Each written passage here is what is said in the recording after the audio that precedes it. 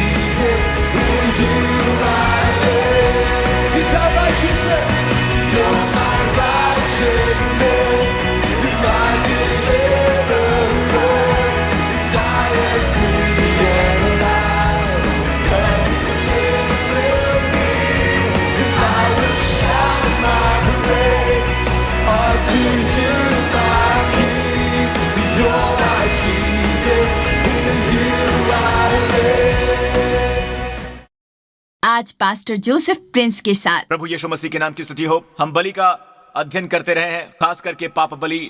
इब्री में ये शब्द पाप बलि दरअसल है अशाम। जी हाँ, इब्री में इसे कहते हैं, इसे अशाम कहते हैं।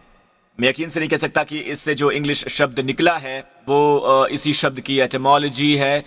वो है शब्द शेम जो आया है अशाम से। मैं इसके बारे में यकीन से नहीं कह सकता हूं, पर बहुत से ऐसे शब्द हैं जो इब्री से आए हैं। यहां तक कि एंग्लो सेक्शन में भी कुछ यहूदी जड़ें हैं। ऑलराइट, बहुत से शब्द, उदाहरण के लिए कफ, ठीक है, ये इब्री शब्द से है कफ। सचमुच ये शब्द ऐसे ही लिखा गया है। तो अशाम हो सकता है शेम, क्योंकि पापबली आपके दरअसल मॉडर्न मुझे मॉडर्न नहीं कहना चाहिए, मुझे कहना चाहिए नई बाइबल ट्रांसलेशन वाली, जिसमें वो कहते हैं दोष बलि, जिसका ठीक यही मतलब है अशाम बलि। और ये इतना ज्यादा पाप बलि नहीं है। हमारे पास एक पाप बलि है और हमारे पास किंग जेम्स में है पाप बलि, पर यह शब्द अशाम है दोष भावना। यह है दोष भावना के लिए बलि देना। आमीन। और इन 4 या 5 बलियों में अगर आप अपराध को पाप बलि से अलग कर दें, कुछ लोगों ने उसे एक साथ जोड़ दिया है, तो ये लेवी व्यवस्था में 4 बलियां हो जाती हैं। पर जब आप इन्हें अलग करते हैं तो पाप बलि और अपराध, तो ये 5 बलियां हो जाती हैं। अब इन 5 बलियों में से 3 जो है वो स्वैच्छिक हैं, वो स्वैच्छिक बलियां हैं, जिसका मतलब यह है कि जिस समय भी आप चाहें उसे ला सकते हैं। ऑलराइट, जब भी आप इसे बलि देना चाहें या परमेश्वर की भक्ति करना चाहें बलि के साथ, तो इसे करें। ये एक स्वैच्छिक बलि है।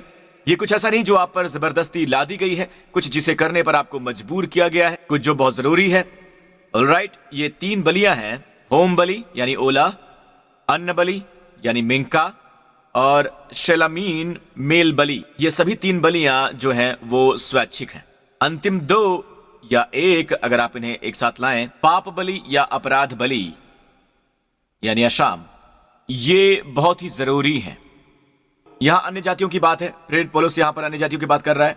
तुम शारीरिक रीति से अन्य जाति हो, वो तुमको खतना रहित कहते हैं। जो लोग शरीर में हाथ के किए हुए खतने से खतना वाले कहलाते हैं। दूसरे शब्दों में, यहूदियों ने तुम्हें खतना रहित कहा। याद करो दाऊद को, इसने गोलियत को कहा, यह खतना रहित पलिश्ती कौन है? अब ये धारण खतने और वो सब की वो क्रूड बनने की कोशिश नहीं कर रहे हैं। वो कह रहे हैं कि तुम्हारा कोई वाचा नहीं है, मेरे पास वाचा है। और उन दिनों खतनाओं में वाचा गिनी जाती थी। तुम लोग उस समय मसीह से अलग और इजराइल की प्रजा के पद से अलग किए हुए और प्रतिज्ञा की वाचाओं के भागी न थे। वो उन्हें बता रहा था कि उससे पहले कि तुमने उद्धार पाया था, तुम अन्य जाति के थे, परमेश्वर से दूर थे और प्रतिज्ञा की वाचाओं के भागी न थे, और आशाहीन और जगत में ईश्वर रहित थे। कोई उम्मीद नहीं थी और जगत में ईश्वर भी नहीं था। जी हाँ, लेकिन अब, जी हाँ, अब तो मसीह यीशु में तुम जो पहले दूर थे यानी अन्य जाति, मसीह के लहू के द्वारा निकट हो गए हो। अब गौर करें कि निकटता इसके आधार पर नहीं कि आप कितने भोले हैं, इसके अनुसार नहीं कि जो आपने किया है, पर यह मसीह के लहू के द्वारा निकट लाई गई है। क्या लहू बहाया गया है? जी हां, आप निकट लाए गए हैं यीशु के लहू के द्वारा। कितने निकट है? उतना ही जितना कि मसीह का लहू आपको रख सकता है। अब हालांकि हम पोजीशन से नजदीक हैं, कुछ लोग हैं जो महसूस करते हैं हमारी भावनाएं सचमुच हमारी मसीही चलन में समस्या है। कई बार ऐसा लगता है कि परमेश्वर हमसे दूर है। ऐसा होता है जब हमें महसूस होता है कि हम विश्वासी नहीं हैं। हम निराश महसूस करते हैं, हम आनंदित महसूस करते हैं। ऐसा भी होता है जब हम उत्साहित महसूस करते हैं, और ऐसा समय होता है जब हम अवसाद महसूस करते हैं। पर बात दरअसल ये है दोस्तों, भावनाएं भरोसे लायक नहीं होती हैं। परमेश्वर का वचन होता है, और परमेश्वर का वचन कहता है कि हम निकट हैं। हमें निकटता जानने की आवश्यकता है, हमें इसमें आनंदित होने की आवश्यकता है, हमें इसमें अपने अंदर समाहित करने की आवश्यकता है। प्रभु की स्तुति हो। इब्रानियों 10:1-2, क्योंकि व्यवस्था जिसमें आने वाली अच्छी वस्तुओं का प्रतिबिंब है, पर उनका असली स्वरूप नहीं है, इसलिए उन एक ही प्रकार के बलिदानों के द्वारा जो प्रतिवर्ष अचूक चढ़ाए जाते हैं, पास आने वालों को कदापि सिद्ध नहीं कर सकती। सिद्ध इब्रानियों के पिछले अध्याय में अंतरात्मा के संदर्भ में। ऑलराइट, हम अपने व्यवहार में सिद्ध नहीं है, पर हम अपने अंतरात्मा में सिद्ध हैं परमेश्वर के सामने। क्यों? नहीं तो उनका उन बलियों के चढ़ाना बंद क्यों नहीं हो जाता? इसलिए कि जब सेवा करने वाले एक ही बार शुद्ध हो जाते हैं, शब्द एक ही बार मतलब कि हमेशा के लिए हो गया, तो फिर उनका विवेक उन्हें पापी न ठहराता। पता है, एक बात जिसका लोग विरोध करते हैं अनुग्रह का प्रचार ऐसा है, जो लोग कहते हैं कि हम लोगों को मौका नहीं देते हैं पाप के प्रति विवेकशील होने का, जो अच्छी बात है। यहां ये आइडिया है कि पाप की विवेकशीलता अच्छी है, और हम आपको सिखाते हैं कि आप पाप के प्रति विवेकशील ना हो। पर बात दरअसल यह है कि चाहे आप कितने भी पाप के प्रति अविवेकशील हों, जिस संसार में हम रहते हैं आप अभी भी होंगे। ओके, लोगों को सहायता चाहिए होती है। दोष भावना और दंडित होने के विरुद्ध पाप के प्रति विवेकशील होने से आप पवित्र जीवन जिएंगे, सच नहीं है। क्योंकि व्यवस्था से ज्ञान आता है, पाप की सचेतना की विवेकशीलता से, पाप की सचेतना की। और क्या हुआ जब इजराइल को व्यवस्था मिली? उन्होंने कुछ ऐसा किया जो पहले उन्होंने नहीं किया था। व्यवस्था मिलने से पहले एक सोने का बछड़ा बनाया, जबकि असल में उन्होंने कहा वो सब उसकी आज्ञा परमेश्वर जो हमें देते हैं हम वो कर सकते हैं, हम उसे करने में सक्षम हैं। जी हाँ, उन्होंने यही कहा, इसका अंत हुआ सोने के बछड़े में जो शरीर का कार्य होता है। तो दोस्तों, ये बहुत ही स्पष्ट है कि पाप की विवेकशीलता, जिस क्षण वो पाप के प्रति विवेकशील होते हैं तो ये पाप उत्पन्न करता है। तो क्या मतलब ये कि हम ये कह रहे हैं कि हम पाप रहित होकर सिद्ध हैं? तो बात यह है, क्या हम लोग वो हैं जो अभी भी पाप के प्रति विवेकशील हैं? हाँ, इस संदर्भ में हम अपने पापों को स्वीकार कर रहे हैं। आमीन। हम क्षमा पाने के लिए स्वीकार नहीं कर रहे हैं, हम स्वीकार कर रहे हैं होमोलोगियो, परमेश्वर के साथ वही बात करने को कि हमने पाप किया है और परमेश्वर ने क्षमा कर दिया है मसीह में। तो मैं कभी भी यह शिक्षा नहीं दे रहा हूं, मैंने कभी भी यह सिखाया नहीं है कि हम में कोई पाप नहीं है। अगर हम कहते हैं कि हमें कोई पाप नहीं है तो हम परमेश्वर को झूठा बना रहे हैं। ये कॉन्ट्रास्ट है। अगर हम कहें कि पाप स्वीकार करो और फिर कहें कि हमें कोई पाप नहीं है, तो दोनों में एक विरोध है। पूरा आइडिया यह है कि लोग कहते हैं कि उनमें पाप नहीं है, नास्तिक कहते हैं कि हमें कोई पाप नहीं है। हमने ऐसा कभी नहीं कहा। अगर पाप नहीं है तो क्यों स्वीकार करते हो मैं मसीह में परमेश्वर की धार्मिकता हूं? आमीन।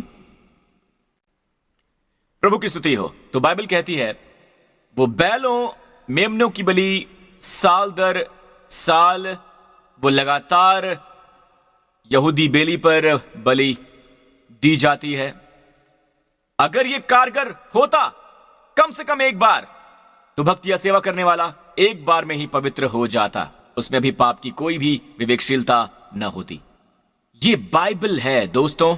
अगर कोई बलि होती और कारगर होती तो हमें पाप की और विवेकशीलता न होती। अगर आप ये समझते हैं कि कैसे यीशु हमारे सभी पापों के लिए ओवर पेमेंट है, हम सभी के पापों के लिए, दोस्तों आप निर्भीकता से परमेश्वर के सामने आएंगे, परमेश्वर के निकट आएंगे। और अगर आप जानते हैं कि आपके पाप क्षमा कर दिए गए हैं, और वो भी इस तरीके से, इस ढंग से कि परमेश्वर को महिमा प्राप्त हुई है, उनकी पवित्रता, ठीक है, वो कायम रही है, उनकी पवित्रता पर कोई समझौता नहीं किया गया है।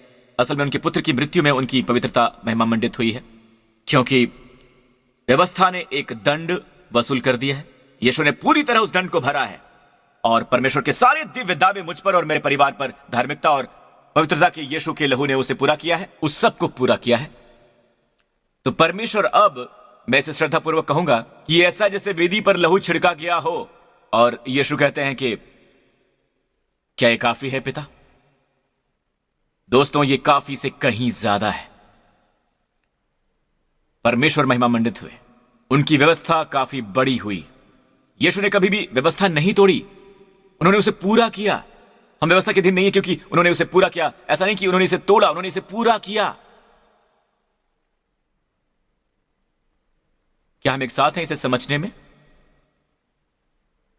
ऑलराइट, तो ये हमें नहीं होना चाहिए। बात यह है कि अगर मैं परमेश्वर के पास जाऊं और मेरी अंतरात्मा में पाप बाकी है, अगर मैं ये जानता हूं कि किसी ने मेरे लिए भर दिया है, और उससे पता चलता है कि मैं अब भी दूसरे व्यक्ति को नजरअंदाज कर रहा हूं और व्यवहार कर रहा हूं जैसे अभी भी मुझ पर कर्ज है, क्या वो व्यक्ति अपमानित महसूस नहीं करेगा? क्या उसे यह नहीं लगेगा कि मैंने उसकी उदारता का अपमान कर दिया है? पर क्या हो अगर उसने मेरा कर्ज चुकाया हो और किसी ने मुझे बताया नहीं? जो इस दुनिया की कहानी है, वो परमेश्वर से बच रहे हैं क्योंकि वो दिल में सोचते हैं कि परमेश्वर ऐसी पवित्रता की मांग करते हैं जो कार्य नहीं कर सकती है। परमेश्वर मुझसे ये मांग करते हैं, वो मुझसे वो मांग करते हैं, तो बेहतर है कि मैं परमेश्वर के बारे में ना सोचूं या उसके अस्तित्व के बारे में। कुछ विश्वासी हैं जिनके विवेक पर कर्ज है क्योंकि पुलपिट से कम्युनिकेशन बहुत ही बुरी रही है। यह स्पष्ट नहीं है। और कुछ लोग हैं, और कहते हुए अफसोस हो रहा है कि कुछ प्रचारक हैं जो चाहते हैं कि आप पाप के प्रति विवेकशील हो, ताकि वो तुम्हें बता सकें कि तुम ये करो, वो करो, ये करो, वो करो, और ये करते हुए तुम्हें अच्छा भी लगे क्योंकि अंतरात्मा को हल्का करता है। पर आप जो कर रहे हैं वो ये है कि आप मुर्दा कार्य पेश कर रहे हैं, आप परमेश्वर के आगे अच्छे कार्य नहीं लेकर आ रहे हैं, और इसमें फर्क है।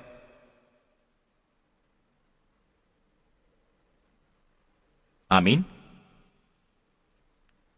ओके, मैं इसे समाप्ति पर लाऊंगा। अब ये देखिए, मैं इस अध्याय को कहता हूं 3W। ओके, उसने ये कैसे किया? नीचे आइए। क्योंकि तब परंतु उनके द्वारा प्रतिवर्ष पापों का स्मरण हुआ करता है। तो गौर कीजिए, पाप की और विवेकशीलता की तुलना में पाप का स्मरण, ऐसा लगता है जैसे चर्च कह रहा है कि बजाय इसके लोगों को पापों के बारे में स्मरण कराना चाहिए। ये जोसेफ प्रिंस की शिक्षा कि लोग अब पाप के प्रति विवेकशील ना हो। पर मैं तो परमेश्वर की तरफ हूं, मैं सिद्ध कार्य की गवाही देता रहा हूं, हमारे प्रभु यीशु मसीह का संपूर्ण किया हुआ कार्य उसका। वो परमेश्वर की इतनी महिमा करता है कि पापों के लिए एक ही बलिदान पूरे समय के लिए ठहराया गया है। तो अब हमें पाप के प्रति संवेदना नहीं होनी चाहिए। हमारी यहूदी अंतरात्मा नहीं होनी चाहिए जैसे उनकी थी पुराने नियम में। हर वर्ष उन्हें बलि देनी पड़ती है क्योंकि ये कभी भी संपूर्ण बलि नहीं होती, इसलिए उनकी संपूर्ण अंतरात्मा नहीं होती। एक कारण कि हमारी सिद्ध अंतरात्मा है वो ये क्योंकि हमारी सिद्ध बलि है। जी हां, सिद्ध बलि। नीचे आइए वचन 4 पर। क्योंकि अनहोना है कि बैलों और बकरों का लोहू पापों को दूर करे। अगला, फिर यीशु कहते हैं कि देख मैं आ गया हूं ताकि तेरी इच्छा पूरी करूं। तो हम पहले W हैं, 3 W। पहला W परमेश्वर की इच्छा। याद कीजिए यीशु कहते हैं उनमें से हर एक नहीं प्रभु, परंतु वही जो मेरे स्वर्गीय पिता की इच्छा पर चलता है। इच्छा क्या है? हमारे पास यहां है, वो पहले को उठा देता है। यीशु परमेश्वर की इच्छा पूरी करने के लिए आए। वो पहले को उठा देता है ताकि दूसरे को नियुक्त कर सके। तो पहला W है परमेश्वर की इच्छा। परमेश्वर की इच्छा क्या है? ताकि पहले को उठा ले और दूसरे को नियुक्त करे। वो क्या है पास्टर प्रिंस? कि पुराने नियम को हटा दे, जो है कि अगर तुम उस पर चलोगे तो मैं तुम्हें आशीष दूंगा और नहीं चलोगे तो तुम्हें श्राप दूंगा। परमेश्वर उसे हटा देना चाहते हैं और दूसरे को लाना चाहते हैं। दूसरा क्या है? अनुग्रह। तो पहला है व्यवस्था, दूसरा है नई वाचा, अनुग्रह। तो पहला W है परमेश्वर की इच्छा। ऑलराइट, उसकी इच्छा से हम पवित्र किए गए हैं, अलग किए गए हैं। पवित्र, ये शब्द पवित्र, ये शब्द सैंक्टिफाइड से है। उसी इच्छा से हम यीशु मसीह की देह के एक ही बार बलिदान चढ़ाए जाने के द्वारा पवित्र किए गए हैं। क्या आप जानते हैं कि आप हमेशा के लिए पवित्र ठहराए गए हैं परमेश्वर के सामने आपके पोजीशन के अनुसार? और पवित्र जनों की सारी आशीषें आप पर आती हैं, आप पर आती हैं। आमीन। दूसरा W, और हर एक याजक तो खड़े होकर प्रतिदिन सेवा करता है। पुराने नियम में वो खड़े होते हैं, मतलब कि उनका काम पूरा नहीं हुआ है, और एक ही प्रकार के बलिदान को जो पापों को कभी दूर नहीं कर सकते बार बार चढ़ाता है। पर यह व्यक्ति हमारा प्रभु यीशु, क्या आपको खुशी नहीं हुई कि वो मनुष्य के रूप में आए? क्या आपको खुशी नहीं कि वो मनुष्य के रूप में आए? ये व्यक्ति तो पापों के बदले एक ही बलिदान सर्वदा के लिए चढ़ाकर परमेश्वर के दाहिने हाथ पर जा बैठा। जी हां, परमेश्वर के दाहिने हाथ पर।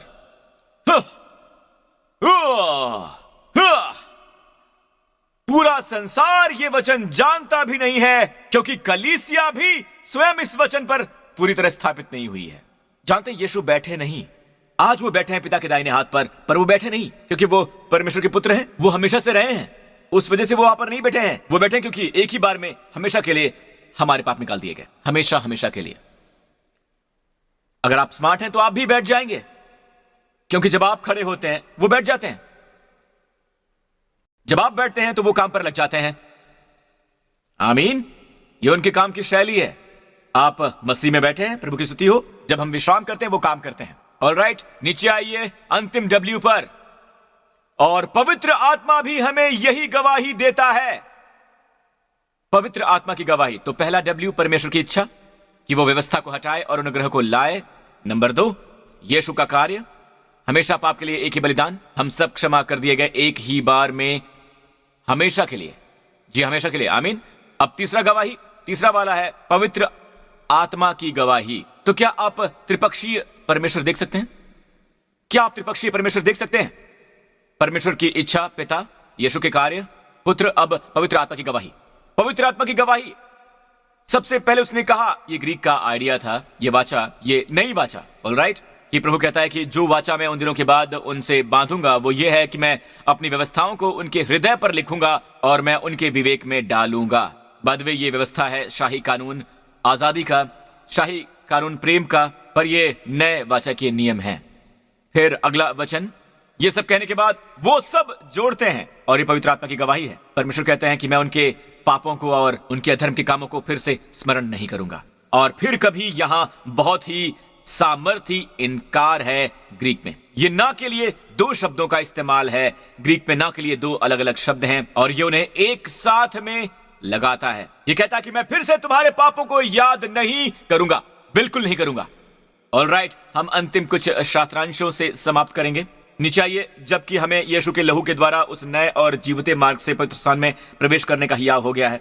अब हमारे पास एक नया और जीवता मार्ग है। पुराने नियम की तुलना में जितना वो परमेश्वर के पास आएंगे अपने पाप की वजह से, वो शायद मर जाएं बिना सही तैयारी के। जी हाँ, बिना सही तैयारी के। ऑलराइट, उन्हें परमेश्वर के पास आने की आवश्यकता है पवित्र भय और थरथराहट के साथ। राजा उज्जिया अंदर गया अपने अनुमान से और उसे कोढ़ हो गया, उसे भागना पड़ा। तो परमेश्वर की उपस्थिति अद्भुत थी। ऑलराइट, परमेश्वर अब भी अद्भुत हैं, पर दोस्तों वो अब हमारे पिता हैं क्योंकि लहू बहाया गया है। वो हमसे प्रेम करते हैं और वो एक नया और जीवते मार्ग है। मुझे न्यू लिविंग ट्रांसलेशन पसंद है। By the way, new living translation में यह लिखा है, उसने खोला एक नया और जीवनदायी मार्ग, और पुराने नियम में है पुराना और मरने वाला रास्ता। आज है नया और जीवनदायी रास्ता। अगर आप बीमार हैं, जितना करीब आप परमेश्वर के पास आएंगे, आप हमेशा जीवन ग्रहण कर रहे होंगे, अपनी हर एक कोशिका में, अपने हर मांसपेशी में, अपनी हड्डियों में। हालेलुया। जितना आप आते हैं उतना ही ज्यादा जीवन आपको दिया जाता है। शब्द नया असल में शब्द है, दरअसल ये शब्द ग्रीक से लिया गया है, और ये ग्रीक में दरअसल नया नहीं कहा जाता है, यह है फ्रेशली स्लेन, और पेश किया जा रहा है ये फ्रेशली स्लेन जो है नया और जीवता मार्ग। जहां तक परमेश्वर का सवाल है, यीशु की मृत्यु बस अभी अभी हुई है, और इसी आत्मा में आपको परमेश्वर के पास आना चाहिए। उसके लहू ने वहां रहने का आपको अधिकार दिया है। उसके लहू ने आपके पाप हटा दिए हैं, जैसे परमेश्वर आपको देखते हैं अपने पुत्र में। आमीन।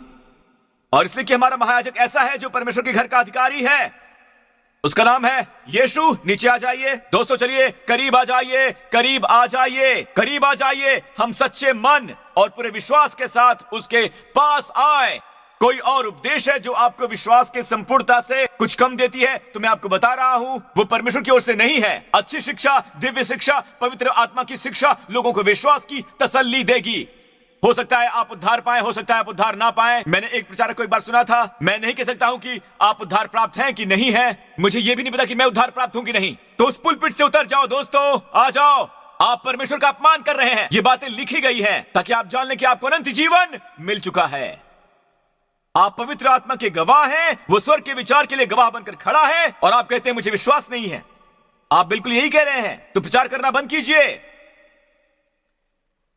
आप वहां पर किस लिए हैं? पैसे के लिए, वेतन के लिए? इसे यहां समाप्त करूंगा मैं। ये मेरा अपना है, ओके? प्रभु की स्तुति हो। तो आइए हम सच्चे मन और पूरे विश्वास के साथ और विवेक को दोष दूर करने के लिए हृदय पर छिड़काव लेकर और देह को शुद्ध जल से धुलवाकर परमेश्वर के समीप जाएं। बुरा विवेक कहता है कि आप अभी परमेश्वर के कर्जदार हैं, आपने पाप किया है, आपने पाप किया है, आपने कल पाप किया था, आपने आज पाप किया है। ये सब कुछ एक बुरी अंतरात्मा है। बेहतर है आप मसीह का लहू देखें, वो नहीं जो आपने किया है। और साथियों, अगर एक बुरी आदत है, जब आप परमेश्वर के पास आते हैं तो सब कुछ साफ कर दिया जाएगा। आमीन। चलिए संसार जैसा ना बने, संसार की तरह व्यवहार ना करें, लोगों को हिकारत की नजर से बिल्कुल मत देखें।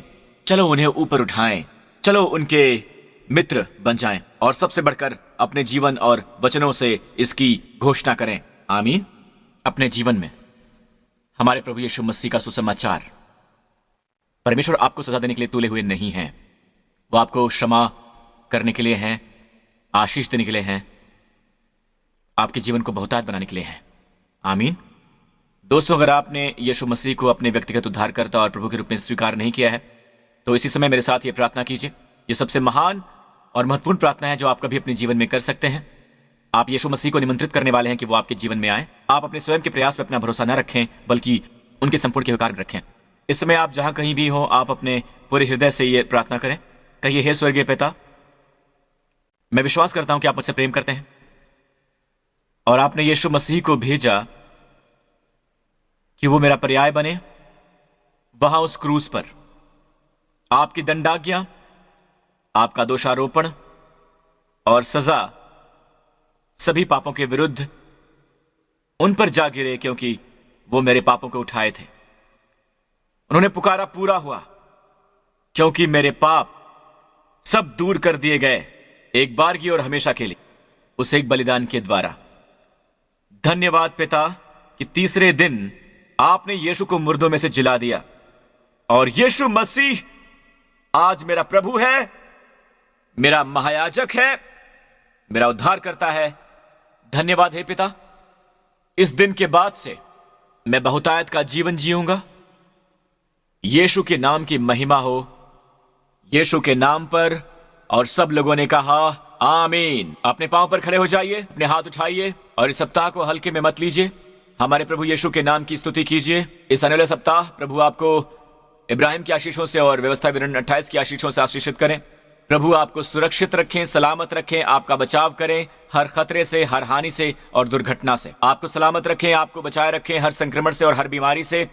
इस समय जो भी रोग आपके शरीर में बढ़ रहा है, परमेश्वर उसे पूरी तरह से चंगा करें और उसे हमेशा हमेशा के लिए हटा दें यीशु के नाम पर। परमेश्वर अपना मुखमंडल आप पर चमकाएं और आप पर अनुग्रह करें और आप पूरे सप्ताह अपने प्रियजन परमेश्वर के अलौकिक अनुग्रह में चलें, अपने प्रियजनों के, और परमेश्वर अपना मुखमंडल आप पर और आपके परिवार पर उठाएं और आपको और आपके परिवार को अपना शालोम और शांति प्रदान करें। प्रभु यीशु मसीह के नाम पर आमीन। परमेश्वर आपको आशीष दे। धन्यवाद।